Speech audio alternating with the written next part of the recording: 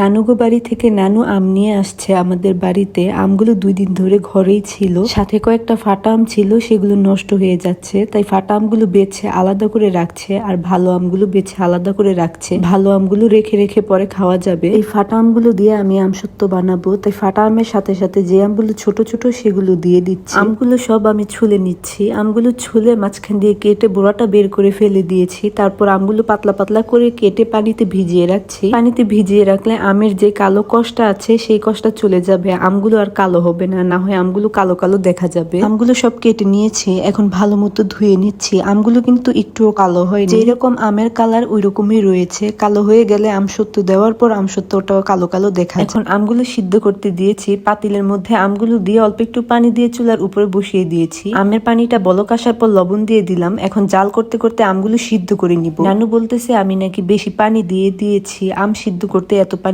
লাগবে না, তাই পাতিলা নামিয়ে পানি কমায় নিয়েছি। তারপর জাল করতে করতে আমগুলো পুরো সিদ্ধ করে নিয়েছি। এখন ডাল ঘুটনি দিয়ে আমগুলো ঘুটে দিচ্ছি। ডাল ঘুটনি দিয়ে ঘুটে দিলে আমগুলো আর আনাম থাকে না, একেবারে সুন্দর মিশ হয়ে যায়। আমগুলো ভালো মতো ঘুটে নেওয়ার পর এখন চিনি দিয়ে দিচ্ছি, 5 ফোড়নের ফাঁকি দিয়ে দিচ্ছি আর টালা মরিচের ফাঁকি দিয়ে দিচ্ছি। সবকিছু দিয়ে আবারও ডাল ঘুটনি দিয়ে আমগুলো ভালো মতো মিশ করে নিচ্ছি। এই আমসত্ব বানাতে বেশিক্ষণ সময় লাগে না, আম অনেক তাড়াতাড়ি সিদ্ধ হয়ে যায়। আমগুলো সিদ্ধ হয়ে গেলে সব মশলা দিয়ে ঘুটে নিয়ে নামিয়ে নিলেই হয়। আমসত্ত্বগুলো বানানো হয়ে গেছে। আমসত্ত্বগুলো চুলার মধ্যে রেখে একটা স্টলের টেরে নিয়ে টেরের মধ্যে সয়াবিন তেল দিয়ে ভালো মতো মেখে নিচ্ছি। এটার মধ্যে আমসত্ত্বগুলো রোদ্রে দিব, আর তেল দিয়ে না মেখে নিলে আমসত্ত্ব শুকানোর পর উঠানো যাবে না। তারপর একটা চালনির মধ্যে ঢেলে চামচ দিয়ে নেড়ে চেড়ে আমসত্ত্বগুলো ছেঁকে নিচ্ছি। এই চালনিটার ছিদ্রগুলো অনেক ছোট ছোট ছিল, আমসত্ত্বগুলো নিচ দিয়ে পড়তেছিল না। আমার দাদি আবার দাঁড়িয়ে দাঁড়িয়ে দেখছিল, আমি পারছিলাম না দেখে আমার দাদি আমার থেকে নিয়ে তারপর বড় একটা চালনি দিয়ে সুন্দর মতো আমসত্ত্বগুলো ছেঁকে নিচ্ছে। আমসত্ত্বগুলো ছেঁকে নিলে সুন্দর মিশ হয়, খাওয়ার সময় আর কোনো কিছু কামড় পড়ে না। এই যে এগুলো সব আমসত্ত্বর ভেতর থেকে বের হয়েছে, খাওয়ার সময় এগুলো সব কামড় পড়তো, খেতে ভালো লাগতো না। এই তো আমসত্ত্বগুলো সুন্দর মতো ট্রের মধ্যে দিয়ে একটা নেট দিয়ে পুরো ট্রেটা ঢেকে দিয়েছি যেন কোনো ময়লা না পড়ে। তারপর এই কড়া রোদে ছাদের মধ্যে শুকাতে দিয়েছি, একেবারে উপরে দিয়েছি যেন কোনো কিছু আমসত্ত্বগুলো নষ্ট না করতে পারে। আমসত্ত্বটা শুকাতে 2 দিন লেগেছে। 2 দিন এই কড়া রোদে সুন্দর মতো শুকিয়ে গেছে। তারপর ট্রে থেকে আমসত্ত্বটা উঠিয়ে ছোট ছোট করে কেটে নিয়ে শুকানোর পরেই আমসত্ত্বগুলো আমি আমার ছোট বোন খেয়ে অর্ধেক শেষ করে ফেলেছি, তাই আর ভিডিও করতে পারিনি। আমসত্ত্বটা দেখতে কিন্তু অনেক সুন্দর হয়েছে, কালারটাও অনেক সুন্দর হয়েছে, আর আমসত্ত্বটা খেতে অনেক মজা হয়েছিল। নরম নরম হয়েছে, টকজাল মিষ্টি লেগেছে, সবাই খেয়ে বলেছে অনেক মজা হয়েছে।